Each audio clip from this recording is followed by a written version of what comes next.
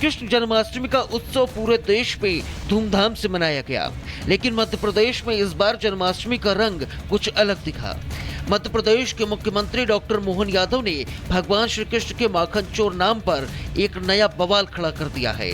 उन्होंने भगवान श्री कृष्ण को माखन चोर कहने पर आपत्ति जताई और कहा कि भगवान कृष्ण का माखन के प्रति लगाव कोई साधारण चोरी नहीं थी, बल्कि ये कंस की तानाशाही के खिलाफ एक बगावत थी।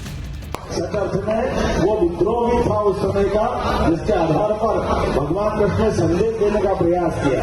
जाने अनजाने हम भगवान के उस विद्रोह को पता नहीं क्या कहने लग जाते हैं। अब शब्द को बोलना भी बड़ा खराब लगता है कि हमारे लिए भगवान की वो लीलाएं, इस लीलाओं के माध्यम से एक तरफ भगवान कंस के मारने के बाद स्वयं कुर्सी नहीं लेते, तो ये एक तरह से लोकतंत्र की वो लड़ाई है जिसमें वो प्रजातंत्र बचाते हैं।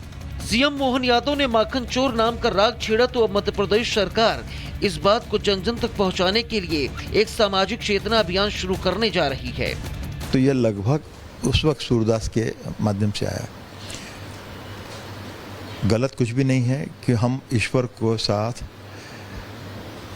एक तरह से कैसे जुड़ सकते हैं, वो हमारा व्यक्तिगत विषय है। लेकिन इस पूरे मामले पर विपक्ष ने तंज कसना भी शुरू कर दिया है। कांग्रेस के मीडिया विभाग अध्यक्ष मुकेश नायक ने बीजेपी पर निशाना साधते हुए कहा कि अब तो एसआईटी बनाकर द्वापर युग की जांच होनी चाहिए। जो ये द्वापर में जो गोपांगनाएं, जो गोप और गोपियां कृष्ण भगवान के साथ गौएं चराते थे, ये उनका दिया हुआ नाम है। और ये नाम इतने शुद्ध भाव राज्य से निकला हुआ है, इतनी शुद्ध चेतना से निकला हुआ है कि इसमें कोई बुरा भाव है ही नहीं। धर्म और आस्था के बीच भी इस मुद्दे पर दो राय हैं। भोपाल के कृष्ण प्रणामी मंदिर के महंत पंडित रामस्वरूप शर्मा का ये कहना है कि माखन चोर नाम भगवान के प्रति प्रेम का प्रतीक है, लेकिन बदलते वक्त में इसे गलत तरीके से पेश किया जा रहा है। तो प्यार में लिया हुआ नाम है। वहाँ तो ब्रजमंडल में पूरा ब्रजमंडल ही उनका एक किस्म से परिवार था। परिवार में वो खाते थे, लुटाते भी थे, बच्चों को खिलाते थे, अपने साथियों को खिलाते थे। आप देखिए कितने साल की उम्र रही होगी, 11 साल में तो वो मथुरा चले गए। तो 11 साल से कम का बच्चा क्या आप उससे वो करते हैं कि भाई वो चोर होगा? चोर नहीं थे, लेकिन यह है कि प्यार से नाम लिया जाता है चोरी का। घर में भी बच्चा चोरी कर रहा है तो चोरी छिप करके माखन खा रहा है मान लो, क्योंकि उनका ध्येय ये था कि जो घर का सामान है घर में ही खर्च होना चाहिए। वहीं भगवान श्री कृष्ण के भक्त इस पहल को सही ठहरा रहे हैं। उनका कहना है कि ब्रह्मांड के नायक को चोर कहना कतई ठीक नहीं है। कई भक्तों का ये भी मानना है कि सीएम मोहन यादव सही दिशा में कदम उठा रहे हैं, लेकिन सवाल ये है कि क्या ये अभियान सिर्फ आस्था का मामला है या फिर इसके पीछे सियासी मकसद भी छिपा हुआ है।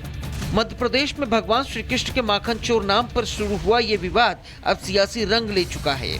बीजेपी इसे आस्था और संस्कृति से जोड़ रही है, तो वहीं कांग्रेस इसे इतिहास के साथ छेड़छाड़ बता रही है। अब सवाल ये है कि क्या ये अभियान भगवान श्री कृष्ण के सम्मान को और बढ़ाएगा या फिर ये सिर्फ सियासी माखन की चोरी बनकर रह जाएगा। जो भी होगा ये तो आने वाला वक्त बताएगा। Bureau report, Republic Bharat. भगवान श्री कृष्ण को माखन चोर कहने का विवाद। दरअसल मध्य प्रदेश की बीजेपी सरकार ने ठान लिया है कि अब श्री कृष्ण को माखन चोर कहना बंद होगा, लेकिन यह बात अब कांग्रेस को रास नहीं आ रही है। पूरा मामला क्या है, इस रिपोर्ट के जरिए समझिए।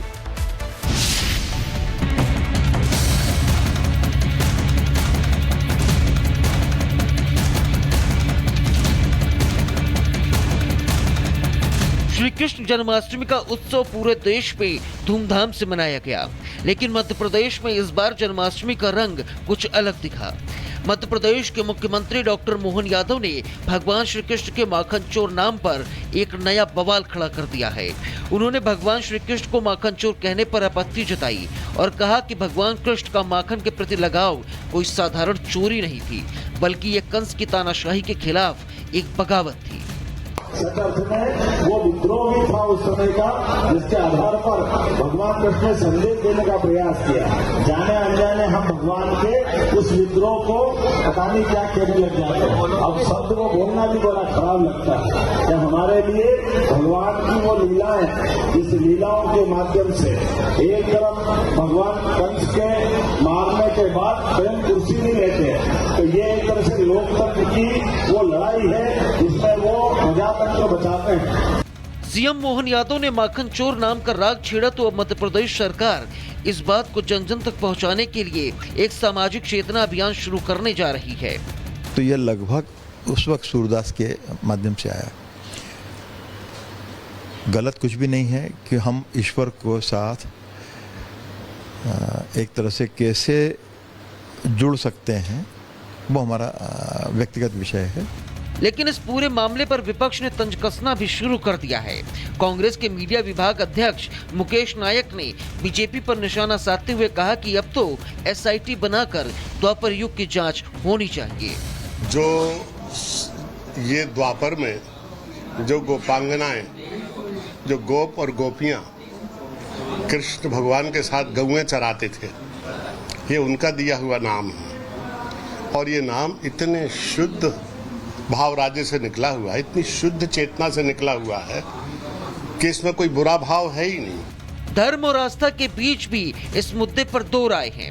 भोपाल के कृष्ण प्रणामी मंदिर के महंत पंडित रामस्वरूप शर्मा का ये कहना है कि माखन चोर नाम भगवान के प्रति प्रेम का प्रतीक है, लेकिन बदलते वक्त में इसे गलत तरीके से पेश किया जा रहा है। ये तो प्यार में लिया हुआ नाम है।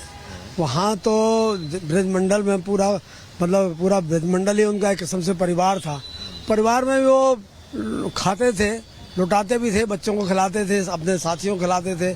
आप देखिए कितने साल की उम्र रही होगी, 11 साल में तो वो मथुरा चले गए। तो 11 साल से कम का बच्चा क्या आप उससे वो करते हैं कि भाई वो चोर होगा? चोर नहीं थे, लेकिन यह है कि प्यार से नाम लिया जाता है चोरी का।